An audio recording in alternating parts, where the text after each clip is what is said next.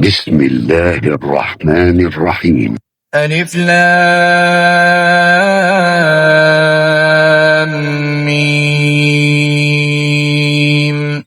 تلك آيات الكتاب الحكيم، هدى ورحمة للمحسنين الذين يقيمون الصلاة ويؤتون الزكاة وهم بالآخرة هم يوقنون. أولئك على هدى من ربهم وأولئك هم المفلحون. ومن الناس من يشتري لهو الحديث ليضل عن سبيل الله بغير علم ويتخذها هزوا، أولئك لهم عذاب مهين. وإذا تتلى عليه آياتنا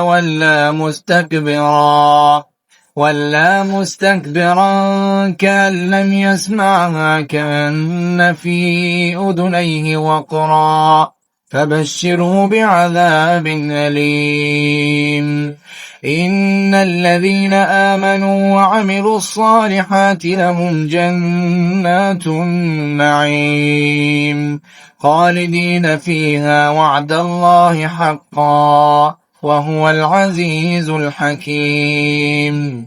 خلق السماوات بغير عمد ترونها وألقى في الأرض رواسي أن تميد بكم وبث فيها من كل دابة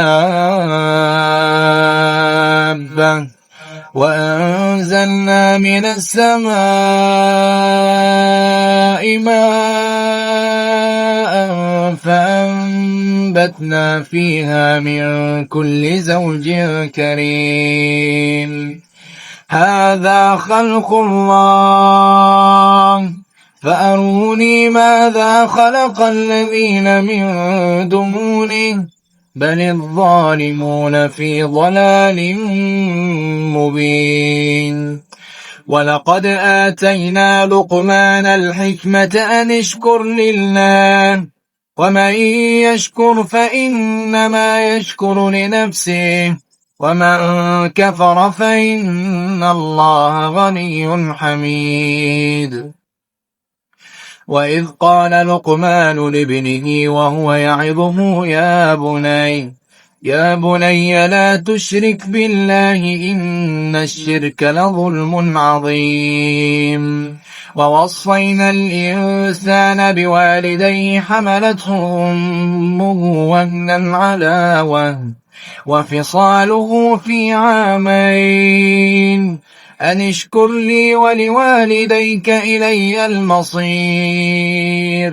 وإن جاهداك على أن تشرك بي ما ليس لك به علم فلا تطعهما وصاحبهما في الدنيا معروفا واتبع سبيل من أناب إلي ثم إلي مرجعكم فأنبئكم بما كنتم تعملون.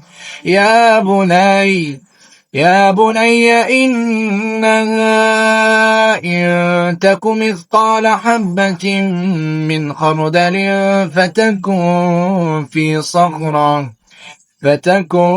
في صخرة أو في السماوات أو في الأرض يأت بها الله إن الله لطيف خبير. يا بني أقم الصلاة وأمر بالمعروف وانه عن المنكر واصبر على ما أصابك إن ذلك من عزم الأمور.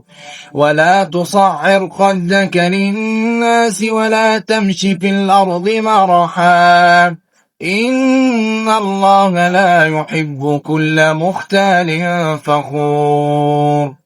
واقصد في مشيك واغضض من صوتك إن أنكر الأصوات لصوت الحمير ألم تروا أن الله سخر لكم ما في السماوات وما في الأرض وأسبغ عليكم نعمه ظاهرة وباطنة